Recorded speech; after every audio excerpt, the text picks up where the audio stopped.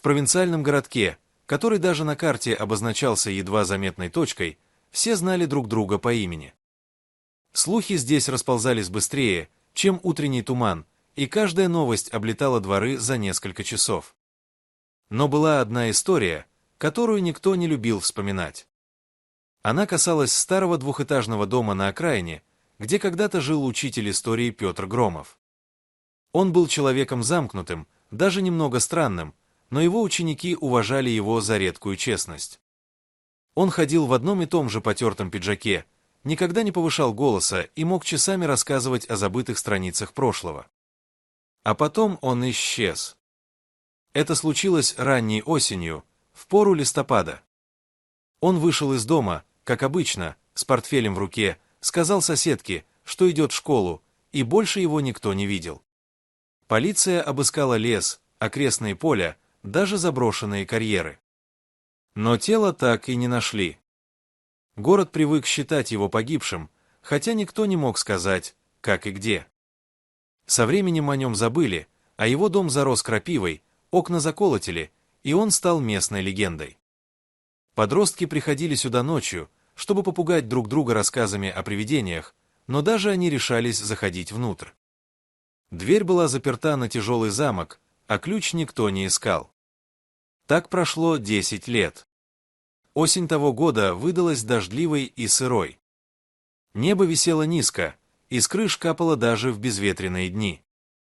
Городок словно заснул, и только почтальон дядя Миша, который помнил еще довоенные времена, каждое утро обходил дворы сумкой, полной газет и писем.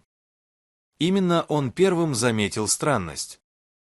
У калитки дома Громова каждое утро сидела кошка. Она появлялась на рассвете, когда улицы еще пустовали, и исчезала к полудню. Сначала дядя Миша не придал этому значения, бездомных животных в городе было достаточно.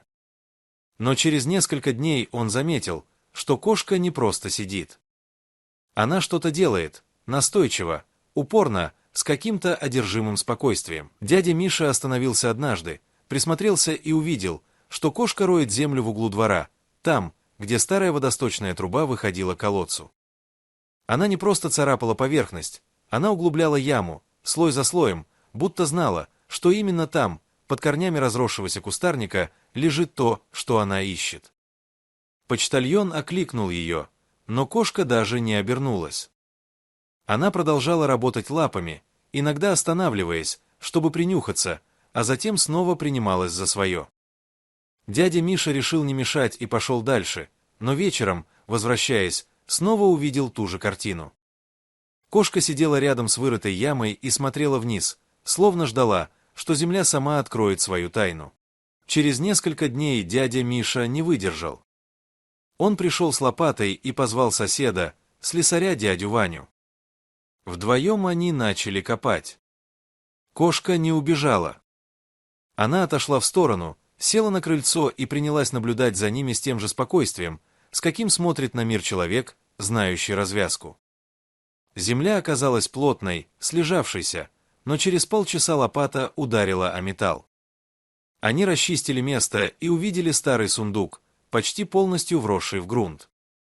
Крышка была заперта на старый висячий замок, но рядом, на гвозде, висел ключ, заржавевший, но все еще пригодный. Дядя Миша открыл сундук. Там лежали вещи, которые не должны были оказаться в земле, школьные тетради, исписанные мелким почерком, несколько пожелтевших писем, газетная вырезка 20-летней давности о пропавшем студенте и пачка фотографий. На одной из них был молодой человек с открытой улыбкой, и кто-то из старожилов узнал в нем того самого студента, который бесследно исчез задолго до Громова. Дядя Миша вызвал полицию. Когда эксперты прибыли, они заметили, что кошка все еще сидит на крыльце, никуда не уходя.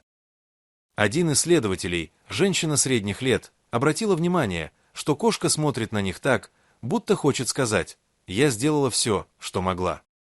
В ходе расследования выяснилось, что Громов когда-то работал в той же школе, где учился пропавший студент.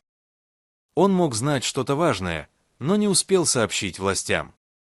Эксперты нашли в доме Громова спрятанный дневник, в котором тот признавался, что боится за свою жизнь, и просил, если с ним что-то случится, искать доказательства именно в том месте, где его кошка копает землю. Но дневник был написан за несколько недель до исчезновения, и никто не знал, куда именно он указывал. Прошло 10 лет, и вот кошка сама указала это место. Полиция начала проверять старые связи. Оказалось, что у Громова был коллега, другой учитель, который давно вызывал подозрения. В ходе допросов выяснилось, что он был замешан в темных делах много лет назад и что Громов случайно обнаружил его причастность. Педагог решил убрать свидетеля. Так правда всплыла спустя десятилетия. Кошка, как потом вспоминали старожилы, появилась у дома Громова еще в те времена, когда учитель был жив. Он нашел ее котенком на лесной дороге, принес домой, и она жила с ним несколько лет. А после его исчезновения кошка тоже пропала. И вот, спустя столько лет, она вернулась. Местный ветеринар, осмотрев животное, подтвердил, что у нее есть старая травма, след, который мог остаться от той самой дороги. Но даже без этого было понятно, кошка нашла свой дом. Следователи были поражены. Как она могла запомнить этот уголок двора, если прошло столько лет? Какие запахи сохранились в земле? Может быть, она просто интуитивно искала, где спрятаны вещи, которые пахли хозяином.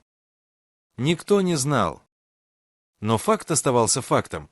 Именно благодаря упорству маленького создания люди нашли сундук, который пролежал в земле больше 10 лет. Вскоре арестовали виновного, и дело Громова наконец-то было закрыто. После завершения следствия кошку не стали оставлять на улице.